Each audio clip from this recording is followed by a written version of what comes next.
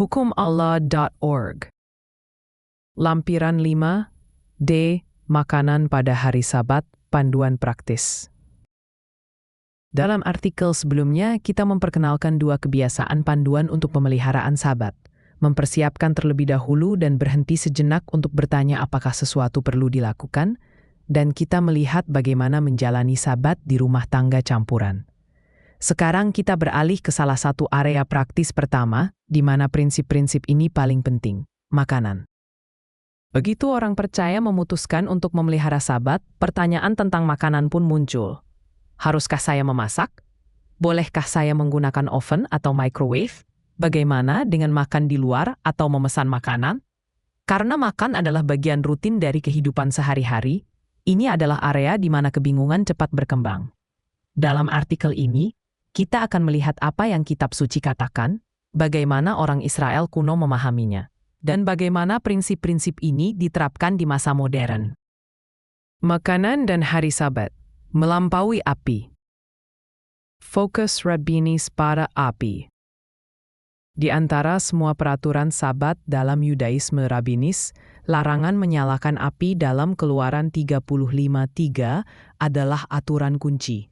Banyak otoritas Yahudi Ortodoks melarang menyalakan atau memadamkan api, mengoperasikan peralatan yang menghasilkan panas, atau menggunakan perangkat listrik seperti menyalakan saklar lampu, menekan tombol lift, atau menyalakan telepon berdasarkan ayat Alkitabiah ini.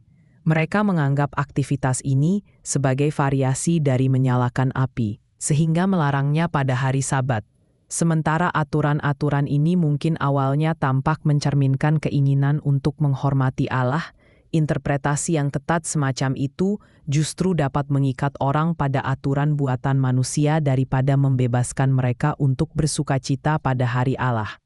Inilah jenis ajaran yang keras dikecam oleh Yesus ketika berbicara kepada para pemimpin agama, seperti terlihat dalam kata-katanya, "Celakalah kamu ahli-ahli Taurat, sebab kamu membebani orang dengan beban yang tak terpikul, sedangkan kamu sendiri tidak menyentuh beban itu dengan satu jari pun." Lukas 11:46. Perintah keempat, kerja versus istirahat, bukan api. Sebaliknya, Kejadian 2 dan Keluaran 20 menyajikan Sabat sebagai hari untuk berhenti dari pekerjaan. Kejadian 2:2-3 menunjukkan Allah berhenti dari pekerjaan penciptaannya dan menguduskan hari ke-7. Keluaran 20 dari 8-11 memerintahkan Israel untuk mengingat hari Sabat dan tidak melakukan pekerjaan.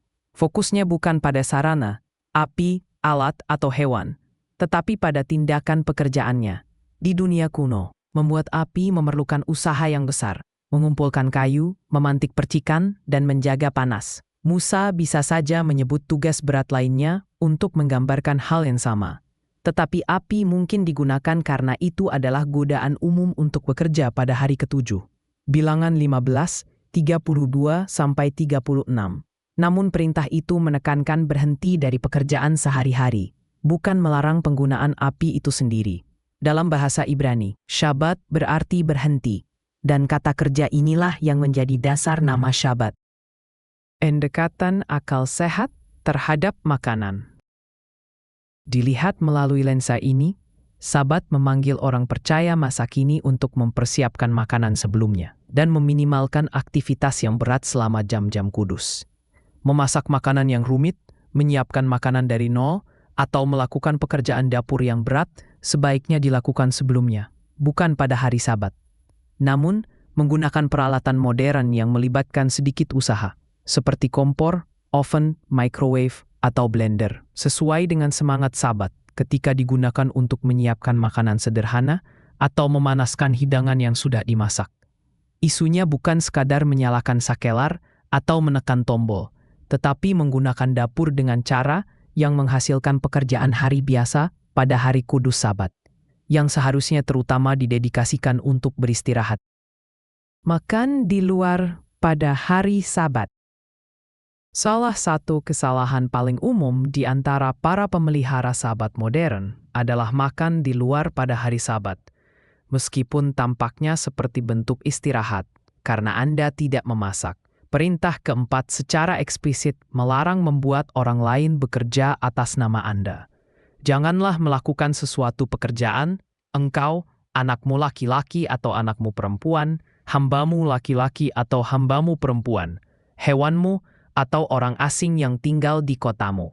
Keluaran 20:10. Ketika Anda makan di restoran, Anda membuat staf memasak, melayani, membersihkan, dan menangani uang, sehingga mereka bekerja untuk Anda pada hari Sabat.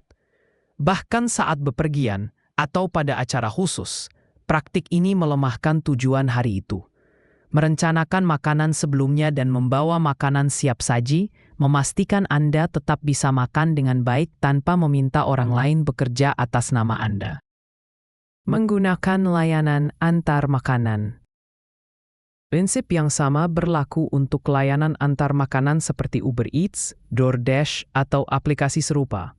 Meskipun kenyamanannya mungkin menggoda, terutama jika Anda lelah atau bepergian.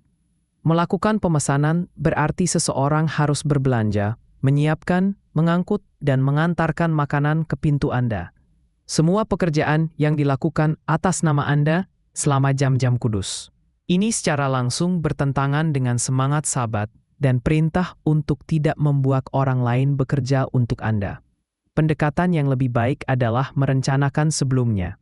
Bawa makanan untuk perjalanan Anda, siapkan makanan sehari sebelumnya, atau simpan bahan-bahan yang tidak mudah rusak untuk keadaan darurat.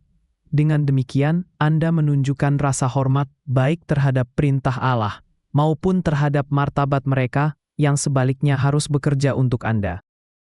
Seri ini dan banyak studi lainnya tentang hukum Allah dapat ditemukan di situs hukumallah.org.